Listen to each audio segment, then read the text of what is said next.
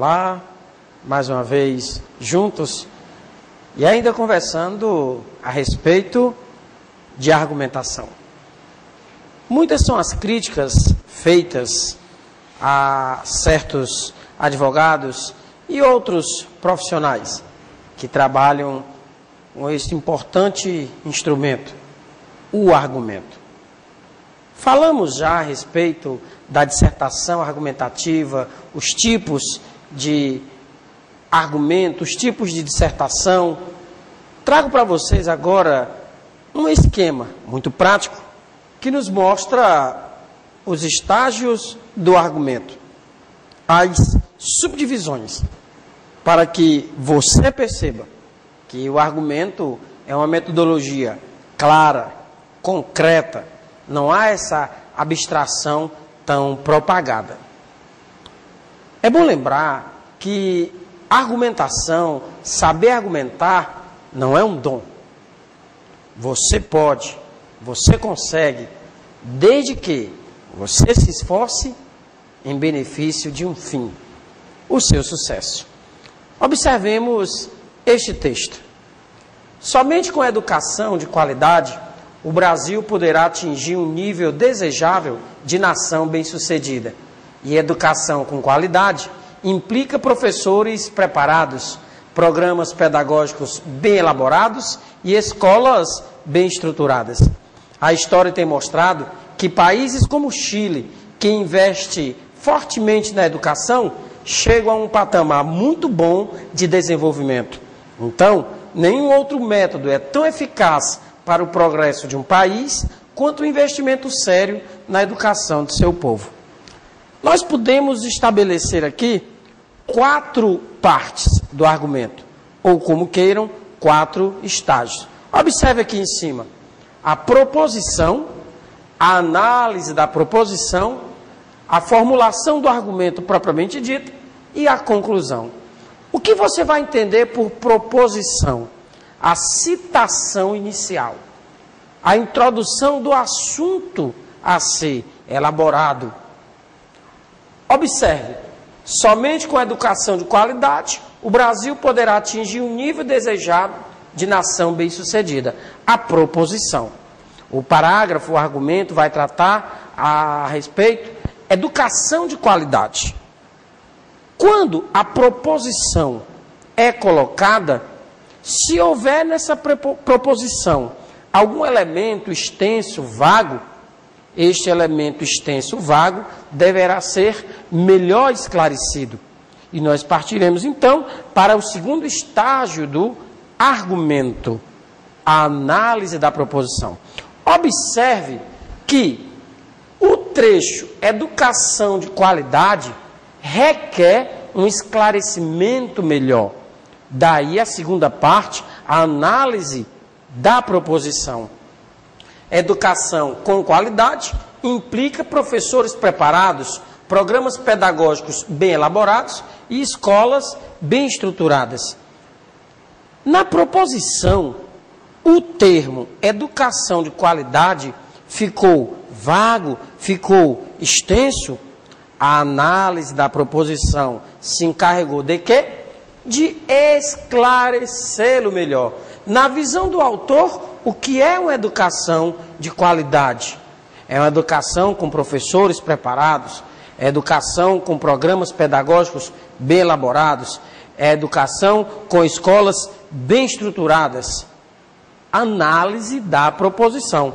O esclarecimento do que porventura tiver ficado extenso, tiver ficado vago na apresentação inicial ou proposição. Passadas essas duas partes, a terceira, muito importante, o argumento propriamente dito. Nessa terceira parte, vem os fatos, os casos que dão sustentação ao argumento. Veja comigo essa terceira parte. A história tem mostrado que países como o Chile, que investe fortemente na educação, chegam a um patamar muito bom de desenvolvimento. Se a análise da proposição se encarregou de esclarecer algo da proposição que trouxe o assunto a ser tratado, a terceira etapa, o argumento propriamente dito, vai se preocupar em quê? Em que algo que sirva como exemplo, algo que sirva como informação, seja citado para dar fomentação a esse argumento. E, por fim, a conclusão, o arremate. Observemos, então, nenhum outro método é tão eficaz para o progresso de um país quanto o investimento sério na educação de seu povo. Vou chamar a atenção, mais uma vez, de uma característica do argumento. O arremate tende a reafirmar a proposição inicial. Leia comigo a primeira e a quarta partes do argumento. Somente com a educação de qualidade, o Brasil poderá atingir um nível desejável de nação bem-sucedida. Então, nenhum outro método é tão eficaz para o progresso de um país quanto o investimento sério na educação de seu povo. Observe que a conclusão de um argumento funciona como uma espécie de continuidade da proposição inicial, característica da argumentação. O arremate confirma o que inicialmente fora citado. Exercite. Observe a partir de agora como está a qualidade do seu argumento. Tente buscar esses 4 estágios no argumento que você passará a produzir. Mas o nosso objetivo não é tão somente falar sobre os estágios do argumento. Eu estou aqui para mostrar a vocês algumas dicas. Evitemos a palavra arcaica bizu. Algumas dicas para você melhorar a sua redação, para você melhorar o seu texto.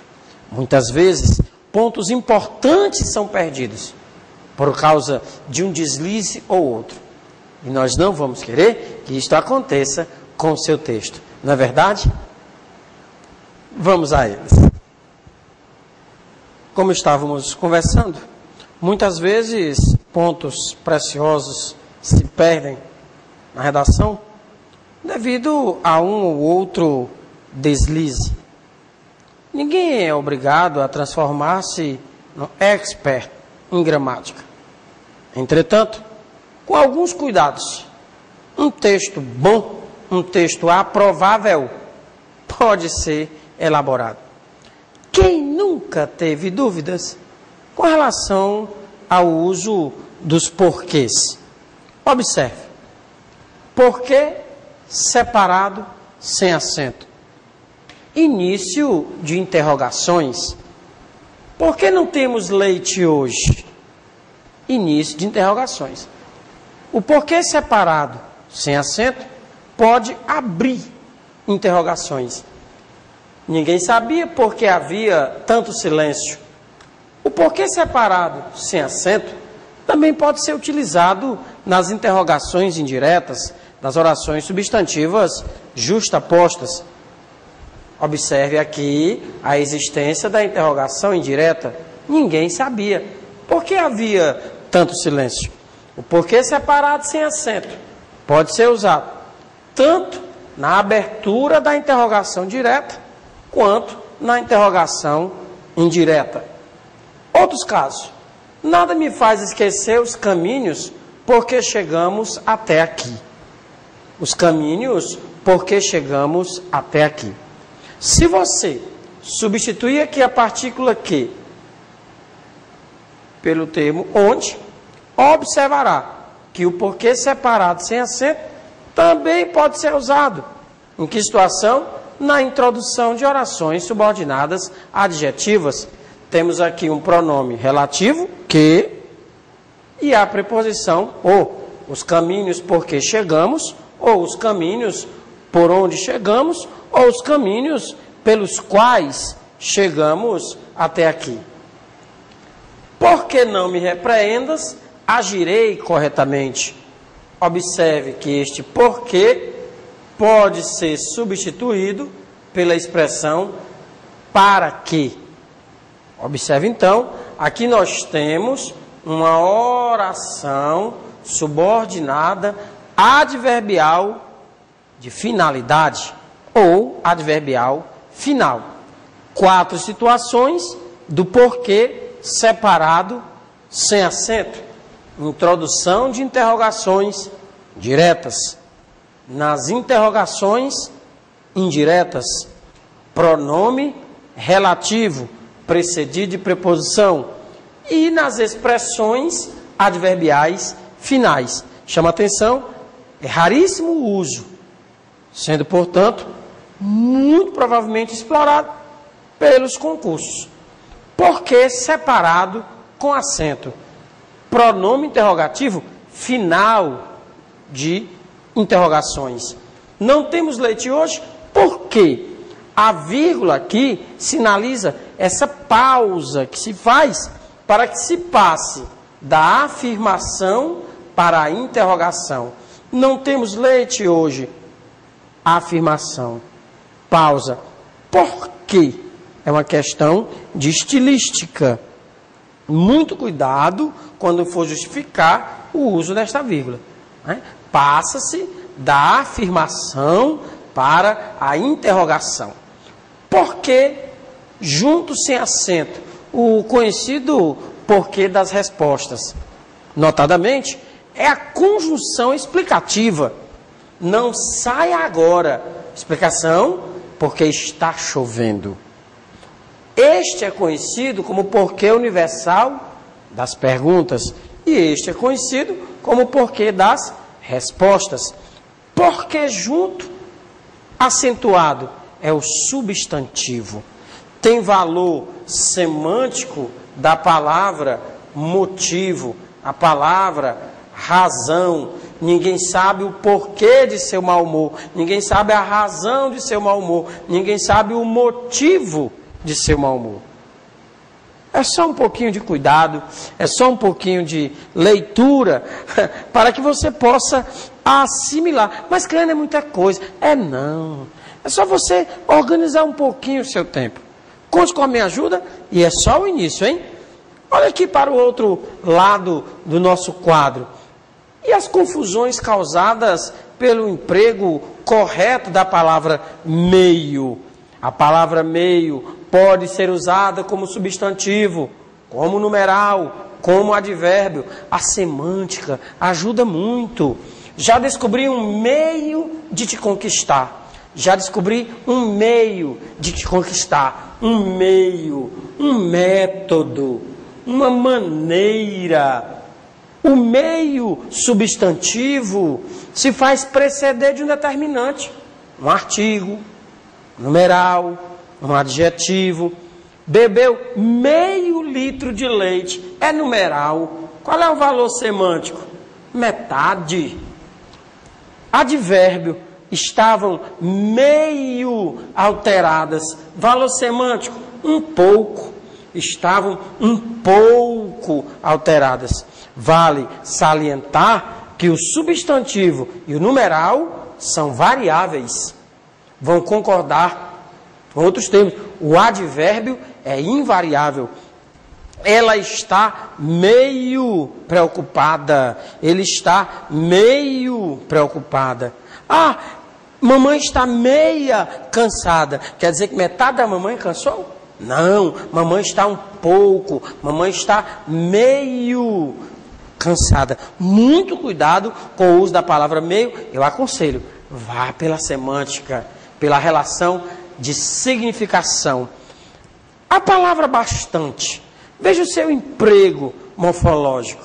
Bastante pode ser pronome, bastante pode ser adjetivo, bastante pode ser advérbio. Mais uma vez chama a atenção, pronome, adjetivo são palavras variáveis, flexionáveis, vão ter que concordar com o substantivo ao qual se referem. Advérbio é invariável. Comprou bastante alimento. Bastante advérbio. Não é. Observa a relação de bastante com o substantivo alimento. Há muito tempo nós já sabemos que o advérbio relaciona-se com um verbo relaciona-se com o adjetivo ou com outro advérbio. Advérbios não se relacionam com substantivos. Temos aqui um pronome adjetivo. Por que pronome adjetivo? Porque se relaciona com o substantivo. Citou argumentos bastantes. De novo, a relação com o substantivo. Claro, não é um pronome. Não é. Não é um pronome. Não é um pronome pro. Ou está antes do substantivo, ou está no lugar do substantivo. Observe que o termo bastantes aqui localiza-se depois do substantivo e está se relacionando com ele, substantivo. É um adjetivo. Veja a concordância, veja a obrigação que o adjetivo tem de concordar com o substantivo. Ficou bastante irritado. Advérbio. A relação com um adjetivo. Ficaram, plural, bastante irritados. Ficaram, plural, bastante irritados. Observe, o advérbio é invariável. O advérbio não vai se flexionar no plural. Oi? Quer mais dicas? Eu estou lotado de dicas para você. Vamos a elas?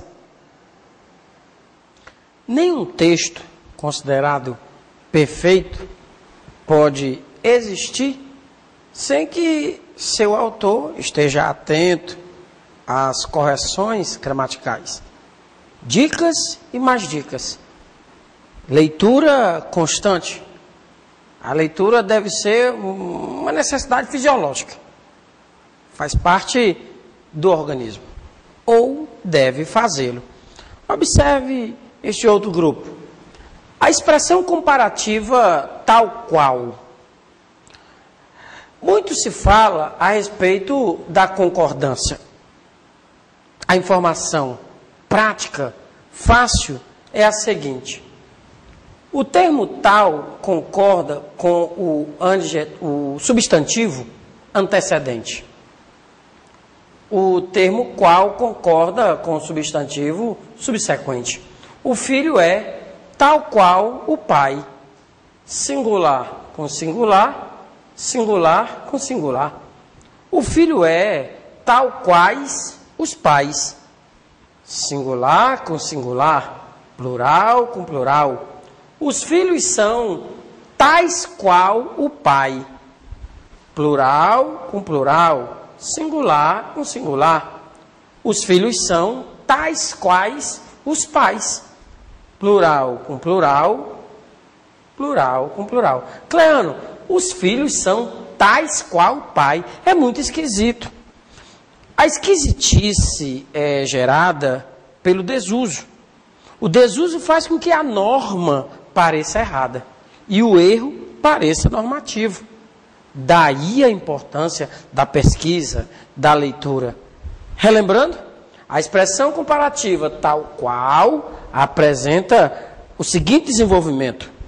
O termo qual concorda com o substantivo antecedente. O termo qual concorda com o substantivo subsequente. Não é simples? Memorizou? Você é demais. 5. Quando devo usar onde e aonde? Primeiro, veja a estrutura. Não importa onde eu esteja. Não importa onde eu esteja. Não importa aonde eu vá.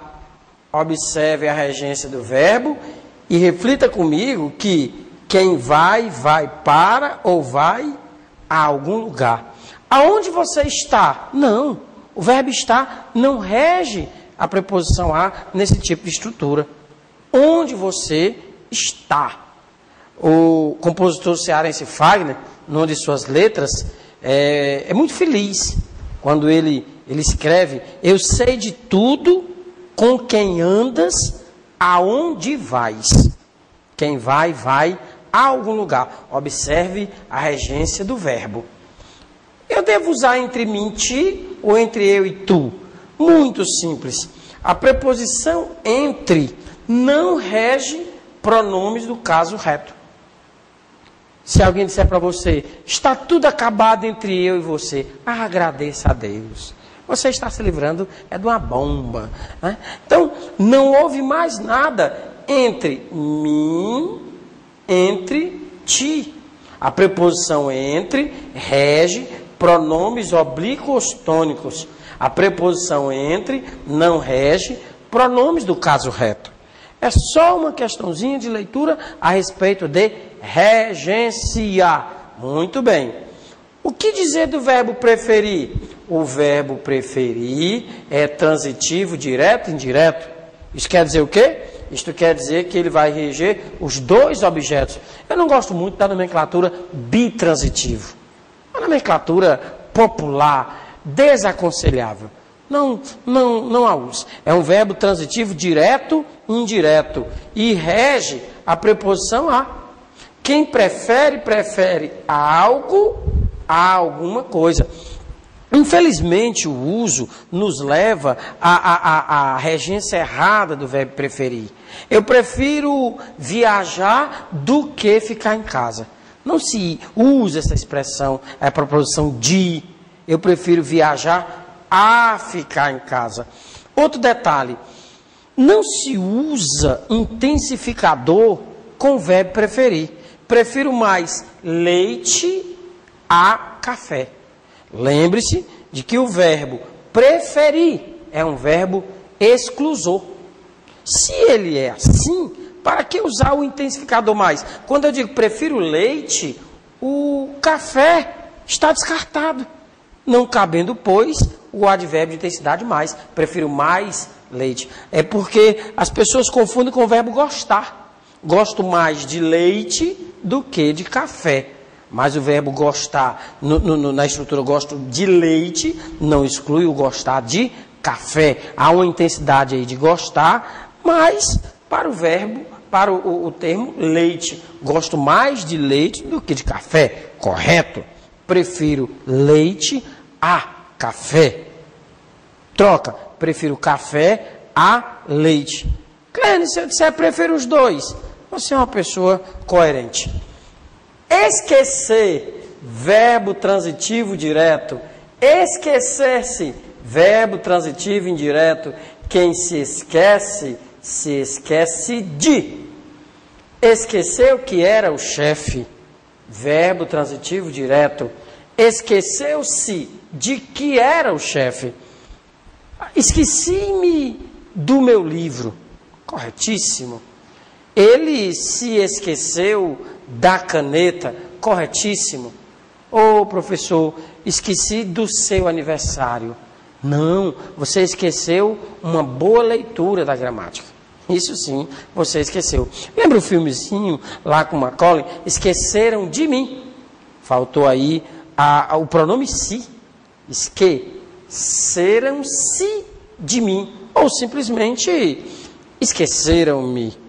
Vale salientar que o verbo esquecer, no sentido de não lembrar, se é pronominal, se é conjugado com auxílio do pronome, eu, me, tu, ti, ele, se, sua predicação é esta. Ele é um verbo transitivo indireto. Quem esquece, esquece algo. Quem se esquece de algo. Para mim ou para eu? Depende do contexto. Nada sobrou para mim. Pronomes oblíquos tônicos são regidos de preposição. Nada sobrou para mim. Nada sobrou para eu comer. Infinitivos regidos de preposição têm como sujeitos pronome do caso reto. Nada sobrou para eu comer. Chama atenção aqui no cantinho para o seguinte. Muitas vezes, frases como estas escapam. Deixa eu falar.